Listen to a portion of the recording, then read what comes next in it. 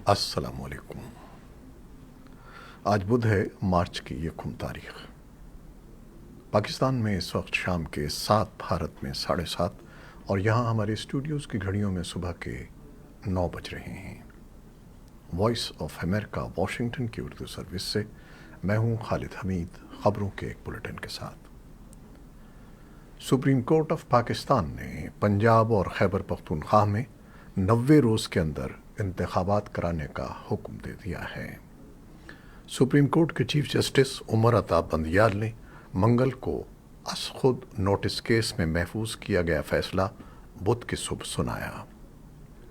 अदालती फैसले में कहा गया है कि अगर गवर्नर ने असेंबली तहलील की है तो इलेक्शन की तारीख भी वो दें। गवर्नर ने इंतखाबात की तारीख न देकर आइन से इनहराफ किया है।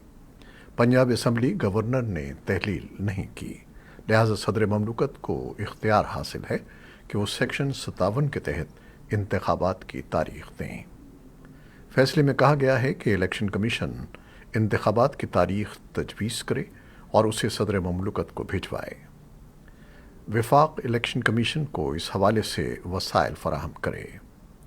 Chief justice Umar Ata Bandial, justice Munib Akhtar और जस्टिस मोहम्मद अली मजहर ने 90 रोज़ के अंदर इलेक्शन कराने, जबकि 2 जजेस जस्टिस मंसूर अली शाह और जस्टिस जमाल बंदूखेल ने इख्तिलाफी नोट दिया।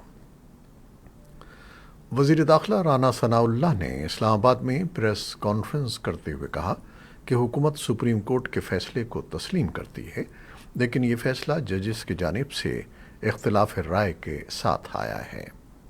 उन्होंने कहा कि 4-3 के तनासुब से आने वाले फ़ैसले में इंतखाबात के हवाले से अज़ खुद नोटिस को क़ब्ल अज़ वक्त करार देते हुए इस दरख्वास्त को ख़त्म किया गया है।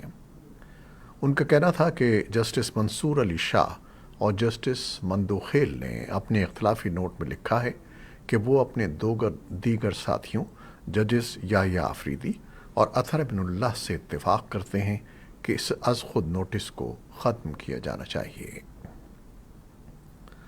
पाकिस्तान में पहली बार डिजिटल तरीके से मरदमशुमारी का आगाज़ बुध से हो गया है, जिसके दौरान शुमार कुनंदगान घर घर पहुंचकर अपने टैबलेट्स में कवायफ का इंदराज कर रहे हैं।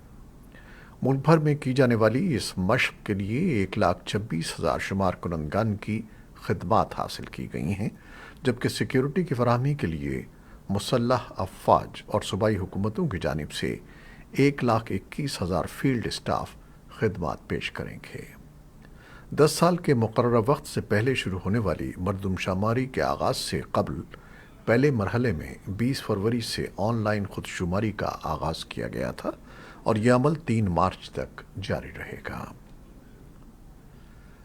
रोज़गार की तलाश में मुल्क छोड़ कर जाने का फ़ैसला करने वाली ख़वातीन की कौमी हॉकी टीम की खिलाड़ी शाहिदा रज़ा भी कश्ती के उस हादसे में हलाक हो गई हैं जो तकरीबन 150 अफराद को लेकर इटली जा रही थी।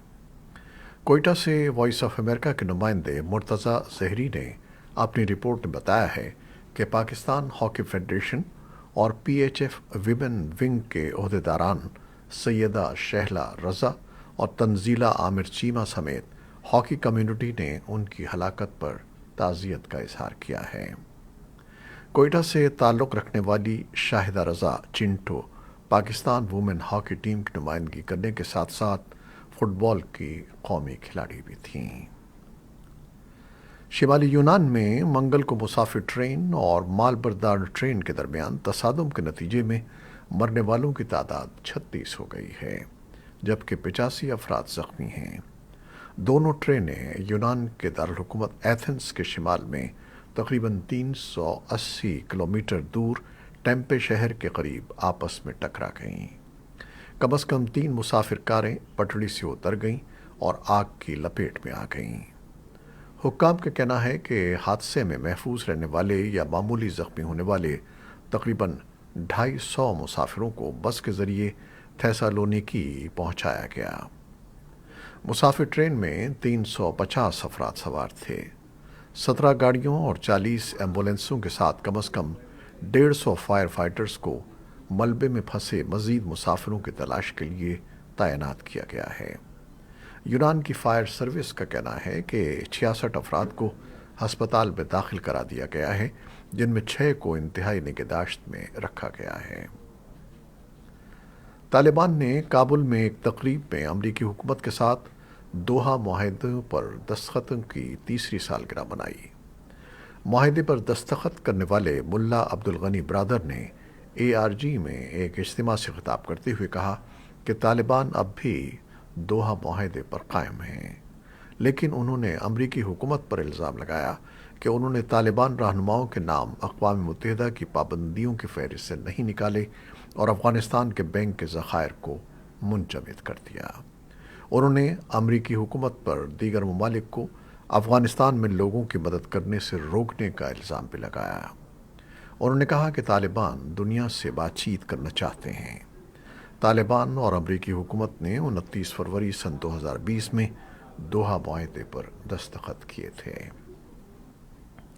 اقوام متحدہ کے انسانی حقوق کے رابطہ دفتر اوچا نے کہا ہے کہ افغانستان میں خواتین کے ساتھ امتیازی سلوک کے ملک بھر میں لاکھوں لوگوں پر تباہ کن اثرات مرتب ہو رہے ہیں اور خواتین امدادی کارکنوں پر پابندی لاکھوں کمزور خواتین اور لڑکیوں کو زندگی بچانے والی امداد حاصل کرنے سے روکتی ہیں۔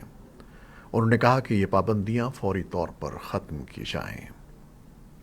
بھارتی حکومت کی جانب سے جمعرات کو جاری کردہ اعداد و شمار کے مطابق رواں مالی سال کی تیسری سہ ماہی یعنی اکتوبر سے دسمبر کے درمیان بھارت کی مجموعی اقتصادی شرح نمو گر کر 4.4% تک آ گئی۔ اس سے قبل کی سہ ماہی میں اقتصادی شرح نمو 6.3% تھی۔ اقتصادی ماہرین نے افراط زر میں اضافے اور گزشتہ سال مئی میں ریزرو بینک کی جانب سے شرح سود میں کیے گئے اضافے کے پیش نظر اقتصادی شرح نمو کے 4.6% پر رہنے کا تخمینہ لگایا تھا، لیکن ریٹنگ کے نجی اداروں کا کہنا ہے کہ حکومت نے رواں سال کی شرح نمو کے 7% پر رہنے کی جو توقع ظاہر کی تھی، اس کا انحصار اس پر ہے کہ آخری سہ ماہی میں مجموعی قومی پیداوار کی شرح 5.1% تک پہنچ جائے، جو موجودہ توقعات سے کہیں زیادہ ہے۔ G20 ممالک کے وزرائے خارجہ کا اجلاس آج سے بھارت کے دارالحکومت نئی دہلی میں شروع ہو رہا ہے۔ بدھ کو میڈیا سے گفتگو کرتے ہوئے بھارتی سیکریٹری خارجہ ونے کوترا نے کہا کہ یوکرین جنگ G20 ممالک کے اجلاس کا محور ہوگی۔ اجلاس میں امریکہ، بھارت، چین، روس، سعودی عرب اور برازیل کے علاوہ G20 میں شامل یورپی ممالک کے وزرائے خارجہ شریک ہو رہے ہیں۔ امریکی وزیر خارجہ اینٹنی بلنکن ازبکستان میں وسطی ایشیا کا اپنا مختصر دورہ مکمل کر کے بھارت روانہ ہوں گے، جہاں G20 گروپ کے وزرائے خارجہ کے ساتھ یوکرین پر بات چیت متوقع ہے۔ بلنکن نے بدھ کو تاشقند میں ازبک حکام سے ملاقات کی، جس کے ایک دن بعد وسطی ایشیائی ممالک کے اپنے ہم منصبوں کو یوکرین پر روس کے حملے سے لاحق خطرات کے بارے میں خبردار کیا گیا۔ روس کے وزیر خارجہ سرگئی لیوروف نے G20 وزرائے خارجہ کے اجلاس میں شرکت سے ایک دن قبل آج نئی دہلی میں اپنے ہندوستانی ہم منصب سبرامنیم جے شنکر کے ساتھ بات چیت کی۔ دونوں نے روس یوکرین تنازع کے تناظر میں سلامتی کی موجودہ صورتحال اور تجارت کے حل کے لیے مقامی کرنسیوں کے استعمال سے متعلق مسائل پر بات کی۔ لیوروف بدھ کو بعد میں اپنے چینی، بنگلہ دیشی اور جنوبی افریقی ہم منصبوں سے ملاقات کریں گے۔ وہ بدھ کو 40 ممالک کے تمام نمائندوں کے لیے عشائی سے قبل کم از کم 7 وزرائے خارجہ سے ملاقات کرنا چاہتے ہیں۔ یوکرین کے صدر کے ایک مشیر نے بدھ کے روز کہا ہے کہ یوکرین کی فوج اہم مشرقی گڑھ باخموت سے پیچھے ہٹ سکتی ہے۔ انہوں نے یہ بیان ایسے میں دیا ہے جب شہر پر قبضہ کرنے کے لیے مہینوں سے روسی جارحیت جاری ہے۔ ان کا کہنا تھا کہ ظاہر ہے ہماری فوج تمام آپشنز پر غور کرے گی۔ اب تک ان کا شہر پر قبضہ برقرار ہے، لیکن اگر ضرورت پڑی تو وہ حکمت عملی اختیار کرتے ہوئے پیچھے ہٹ جائیں گے۔ یوکرین کے صدر ولادیمیر زیلنسکی کے اقتصادی مشیر الیگزینڈرو نیانسکی نے CNN کو بتایا کہ ہم اپنے تمام لوگوں کو بغیر کسی وجہ کے قربان نہیں کر سکتے۔ اس سے قبل یوکرین کے صدر ولادیمیر زیلنسکی نے منگل کو اپنے رات کے خطاب میں کہا تھا کہ سب سے مشکل صورتحال اب بھی باخموت میں ہونے والی لڑائی ہے جو شہر کے دفاع کے لیے اہم ہے۔ لڑائی کی شدت میں اضافہ ہی ہو رہا ہے۔ زیلنسکی نے کہا کہ باخموت کے دفاع کے انچارج یوکرینی کمانڈر کرنل جنرل اولیگزینڈر سیرسکی نے بتایا کہ جمعرات سے اب تک اس علاقے میں 800 روسی فوجی مارے جا چکے ہیں۔ اس سے قبل سیرسکی نے منگل کو سوشل میڈیا پر کہا تھا کہ اہم نقصانات اٹھانے کے باوجود دشمن نے اپنے بہترین تربیت یافتہ ویگنر حملہ آور یونٹوں کو ہمارے فوجیوں کے دفاع کو توڑنے اور شہر کو گھیرے میں لینے کی کوشش کرنے کے لیے روانہ کیا ہے۔ ایک سال قبل جنگ کے ابتدائی دنوں میں یوکرین کے دارالحکومت کیف پر فوری قبضہ کرنے میں ناکامی کے بعد روس نے اپنی لڑائی مشرقی دونباس کے علاقے میں مرکوز کر دی ہے۔ لڑائی میں دونوں فریقوں کو بھاری جانی نقصان اٹھانا پڑا ہے۔ واشنگٹن میں قائم ایک تحقیقاتی ادارے centre for strategic and international studies نے منگل کو اپنی ایک نئی رپورٹ میں کہا ہے کہ گزشتہ سال 60,000 سے 70,000 روسی فوجی مارے گئے ہیں، جو چیچنیا اور افغانستان سمیت دوسری عالمی جنگ کے بعد سے لڑے جانے تنازعات میں ماسکو کی سب سے زیادہ جنگی اموات ہیں۔ امریکی قانون سازوں نے چین کے ساتھ امریکی اسٹریٹجک مسابقت کے بارے میں 2 سال پر محیط تحقیقات کا آغاز کر دیا ہے، جس میں انسانی حقوق کے چینی کارکنوں اور سابق امریکی قومی سلامتی کے مشیروں کی شہادتیں بھی شامل ہیں۔ تحقیقات کا آغاز امریکہ کی جانب سے جنوبی کیرولائنا کے ساحل پر ایک چینی جاسوس غبارے کو مار گرانے کے 2 ہفتے بعد ہوا ہے۔ کمیٹی کے ارکان نے وائس آف امریکہ کو یہ بھی بتایا کہ چین کا نگرانی کرنے والا غبارہ سیکیورٹی خطرے کا صرف ایک چھوٹا سا حصہ تھا۔ ریپبلکن کانگریس مین جانسن نے کہا کہ یہ خطرہ یہیں ختم نہیں ہوتا۔ چین ایک بہت بڑا فوجی خطرہ ہے، ان کی بحریہ بڑی ہے، ان کے پاس امریکہ سے زیادہ بین البراعظمی بیلسٹک میزائل لانچر ہیں، ان کی صلاحیتیں اور ہائپرسونکس جیسی چیزیں بہت آگے ہیں۔ کمیٹی میں شامل ڈیموکریٹ رکن راجا کرشنا مورتی نے پارٹی بنیادوں سے بلند ہو کر دوطرفہ تعاون کی اہمیت بیان کی۔ ایسے میں جب پہلی سماعت سیکیورٹی خدشات پر مرکوز تھی، کمیٹی کے کام سے توقع کی جاتی ہے کہ وہ تعلقات میں معاشی اور زرعی مسابقت سے لے کر کووڈ-19 وبائی مرض کی ابتدا تک وسیع پیمانے پر مسائل کو حل کرے گی۔ ایران نے بدھ کو 2 جرمن سفارتکاروں کو ملک چھوڑنے کا حکم دیا ہے۔ جرمنی نے گزشتہ ہفتے اسی طرح کے اقدام میں 2 ایرانی سفارتکاروں کو بے دخل کر دیا تھا۔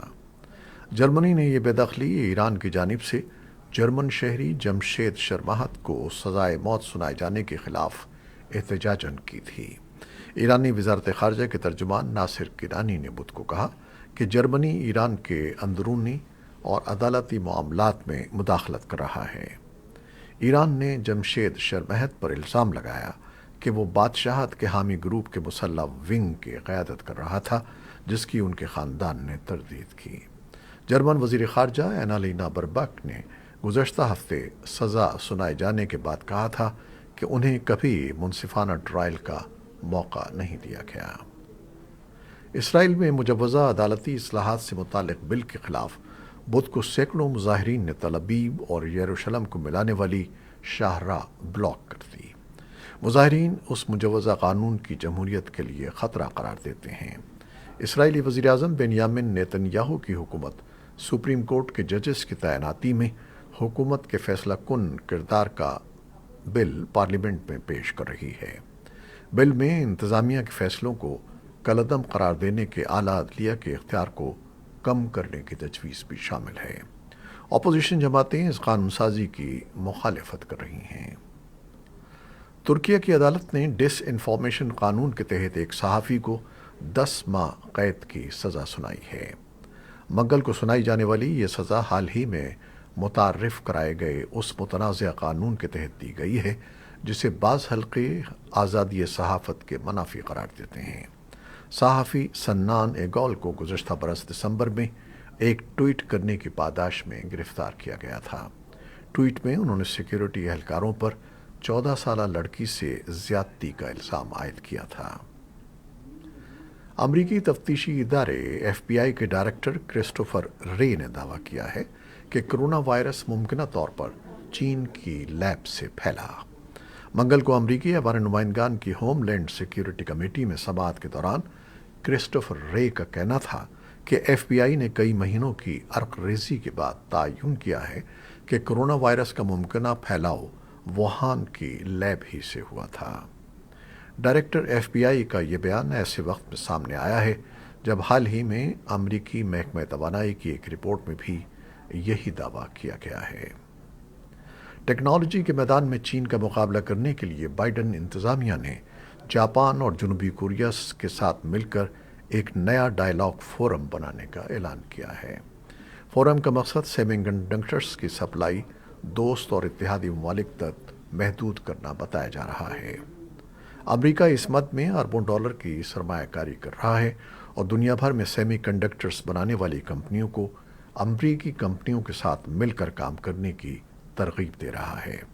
ख्याल है कि चीन की इलेक्ट्रॉनिक इंडस्ट्री सेमीकंडक्टर्स के हुसूल के लिए ताइवान और जनूबी कोरिया समेत दीगर मुल्कों पर इन्हिसार करती है। ये थीं वो ख़बरें जो फेसबुक लाइव पर हमने आपके लिए पेश की। हमारी वेबसाइट, यूट्यूब और पॉडकास्ट पर ये बुलेटिन आपके लिए पोस्ट कर दिया जाता है। आप हमारे बुलेटिन को शेयर करते हैं और अपने कमेंट्स में अपनी मोहब्बतों का इजहार करते हैं, जिसके लिए हम आपके बेहद ममनून हैं। अपनी इन मोहब्बतों को जारी रखिएगा। कैमरामैन फवाद इलियास और न्यूज़ एडिटर बहजत जिलानी के साथ खालिद हमीद को अब इजाज़त दीजिएगा। अल्लाह हाफ़िज़।